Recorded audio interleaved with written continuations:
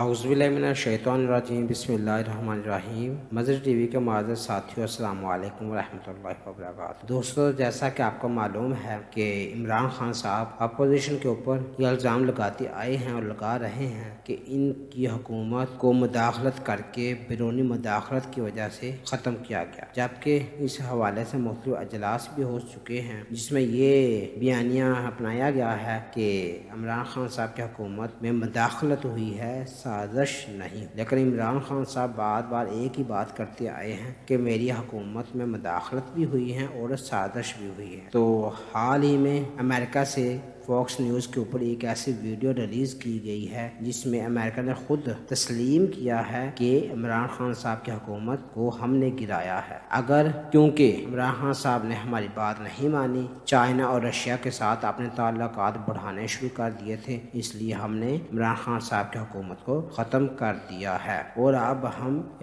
وزیر اعظم شہباز شریف سے بھی یہ مطالبہ کرتے ہیں کہ وہ چائنا سے تعلقات کم کرے اور رشیا کے ساتھ تعلقات ختم کرے اور یوکرین کے معاملے میں امریکہ کا ساتھ دے۔ تو یہ ویڈیو امریکہ سے ریلیز کی گئی ہے اور فاکس نیوز کے اوپر اس کو چلایا گیا ہے، یعنی کہ فاکس نیوز کے اوپر ڈائریکٹ جوابات دیے گئے ہیں۔ تو آپ یہ ویڈیو دیکھ سکتے ہیں، ملاحظہ کیجئے کہ ویڈیو میں کیا دکھایا جا رہا ہے اور کیا کہا جا رہا ہے اور سچ کیا ہے اور جھوٹ کیا ہے، یہ آپ ویڈیو میں دیکھ سکتے ہیں۔ تو اس کے بعد آپ خود فیصلہ کریں کہ جھوٹ کون بول رہا ہے اور سچ کس کے پاس ہے۔ اور آخر میں ہمیں یہی دعا اللہ سے دعا کریں گے کہ اللہ تعالیٰ ہمارے ملک پاکستان کی حفاظت فرمائے، آمین ثم آمین۔ چلیں جی، یہ ویڈیو آپ ملاحظہ فرمائیں اور پوری دیکھیں، خود فیصلہ کریں۔